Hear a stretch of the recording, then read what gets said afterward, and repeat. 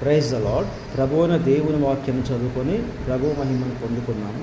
దయచేసి పరిశుద్ధ గ్రంథంలో కొత్త నిబంధన 1 తెస్సలోనికయులకు రాసిన పత్రిక 4వ అధ్యాయం 7వ వచనం చదువుకుందాము. పరిశుద్ధులగుటకే దేవుడు మనలను పిలిచేను గాని అపవిత్రులుగా ఉండుటకు పిలవలేదు. పరిశుద్ధులగుటకే దేవుడు మనలను పిలిచేను గాని అపవిత్రులుగా ఉండుటకు పిలవలేదు. చాలా స్పష్టంగా వినండి. స్కూల్స్ ఉన్నాయి, పాఠశాలలు, విద్యా వ్యవస్థ ఉంది. ఆ విద్యా వ్యవస్థ టీచర్లు అందరూ కూడాను మనం ఉన్న ప్రదేశంలో వాళ్ళందరూ పిల్లల్ని పిలిచేది, అందరిని పిలిచేది ఎందుకు? పాడైపోతున్న వాళ్ళందరూ లేదా పాడైపోతారు వీళ్ళందరూ అని తెలిసి వాళ్ళందరినీ పిలిచి మంచిగా విద్యను నేర్పించి వారికి గొప్ప గొప్ప స్థానంలో ఉంచడానికి విద్యా వ్యవస్థ అనేది పనిచేస్తూ ఉంటుంది. అది విద్యా వ్యవస్థ యొక్క ముఖ్య ఉద్దేశం. ఏంటిది? పాడైపోతున్న వారిని లేదా పాడైపోతారేమో అనుకున్న వాళ్ళందరినీ కూడా దగ్గరికి చేర్చి మంచి జ్ఞానమును ఇచ్చి గొప్పవారిగా తీర్చిదిద్దడమే విద్యా వ్యవస్థ, అందులో ఉన్న వారి యొక్క ముఖ్య ఉద్దేశము. అంతేగాని పాడు చేయడం అనేది విద్యా వ్యవస్థ యొక్క లక్షణము కాదు.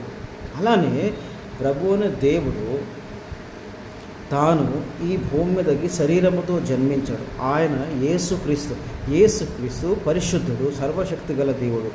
ఆయన యొక్క ముఖ్య లక్షణం, అసలు ఆయన యొక్క ముఖ్య ఉద్దేశం, ఈ భూమి మీద యేసుక్రీస్తు ముఖ్య ఉద్దేశం అసలు ఎందుకు ఆయన ఇప్పటికి కూడాను మన చుట్టుపక్కల ఎన్నో చర్చిలు, పాస్టర్లు, ఆయన సేవకులు సమస్త భూమి మీద ఎందుకు ఇంతమంది ఉన్నారు? ఆయన వాక్యము, పరిశుద్ధ గ్రంథం, వీటి అన్నిటి యొక్క ముఖ్య లక్షణం, అసలు వీటి యొక్క ముఖ్య పని ఉద్దేశం ఏంటి అంటే, ఈ భూమి మీద ఉన్న అపవిత్రంతో జీవిస్తున్న మనుష్యుడు, పాపంలో ఉన్న మనుష్యుని